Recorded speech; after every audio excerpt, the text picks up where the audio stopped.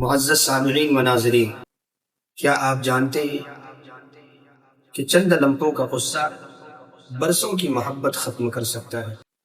ایک لمحے کا غصہ انسان سے ایسا گناہ کرا دیتا ہے جس سے زندگی بھر پچھتانا پڑتا ہے۔ اسی لیے نبی کریم صلی اللہ علیہ وسلم نے نہ صرف غصے سے بچنے کی تاکید فرمائی ہے بلکہ غصے کا علاج بھی بتایا ہے تاکہ انسان نقصان سے بچ جائے۔ تو آئیے ہم رسول اللہ صلی اللہ علیہ وسلم کی مبارک تعلیمات کی روشنی میں غصے کے دو بہترین علاج جانتے ہیں۔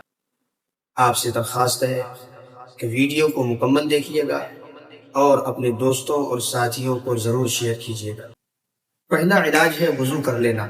چنانچہ عطیہ بن عروہ سعدی رضی اللہ تعالیٰ عنہ سے روایت ہے کہ رسول اللہ صلی اللہ علیہ وسلم نے فرمایا کہ ناحق غصہ شیطان کی طرف سے ہوتا ہے اور شیطان آگ سے پیدا کیا گیا ہے جبکہ آگ پانی سے بجھائی جاتی ہے۔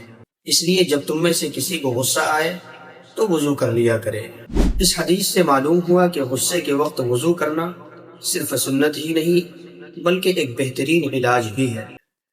سنن ابو داؤد کی روایت۔ پانی کی ٹھنڈک اور اللہ کی یاد انسان کے دل کو سکون دیتی ہے اور اس سے غصے کی شدت کم ہو جاتی ہے۔ اس حدیث میں صرف وضو کرنے کا ذکر ہے لیکن دوسری حدیث میں اعوذ باللہ من الشیطان الرجیم پڑھنے کا بھی ذکر آتا ہے۔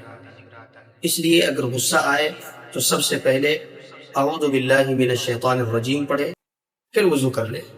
دوسرا علاج ہے کہ انسان جس حالت میں ہو اس حالت کو بدل لے۔ چنانچہ ترمذی اور مسند احمد میں حضرت ابو ذر رضی اللہ تعالیٰ عنہ کی روایت ہے کہ نبی کریم صلی اللہ علیہ وسلم نے ارشاد فرمایا کہ جب تم میں سے کسی کو غصہ آئے اور وہ اس وقت کھڑا ہو تو فوراً بیٹھ جائے، اگر غصہ پھر بھی ختم نہ ہو تو لیٹ جائے۔ تو اس حدیث پاک میں دوسرا علاج بتایا گیا ہے کہ انسان جس حالت میں ہو اس حالت کو بدل لے، کہ اگر کھڑا ہو تو بیٹھ جائے، پھر بھی اگر غصہ ختم نہ ہو تو لیٹ جائے، یا یہ کہ کھڑا ہو تو بیٹھ جائے اور اگر بیٹھا ہوا ہو تو لیٹ جائے۔ کیونکہ غصے کی حالت میں اگر آدمی کھڑا ہو تو فوراً ہاتھ اٹھا سکتا ہے، چیزوں کو توڑ سکتا ہے اور دوسرے کو نقصان پہنچا سکتا ہے، لیکن جب وہ بیٹھ جاتا ہے یا لیٹ جاتا ہے تو اس کا جوش ٹھنڈا ہونے لگتا ہے، سوچنے کی صلاحیت واپس آ جاتی ہے اور وہ بڑے نقصان سے بچ جاتا ہے۔ آج کی اس مختصر گفتگو کا خلاصہ یہ ہے کہ جب بھی غصہ آئے تو رسول اللہ صلی اللہ علیہ وسلم کے بتائے ہوئے یہ دو علاج ضرور اختیار کریں۔ پہلا علاج یہ ہے کہ اعوذ باللہ من الشیطان الرجیم پڑھ کر وضو کر لے۔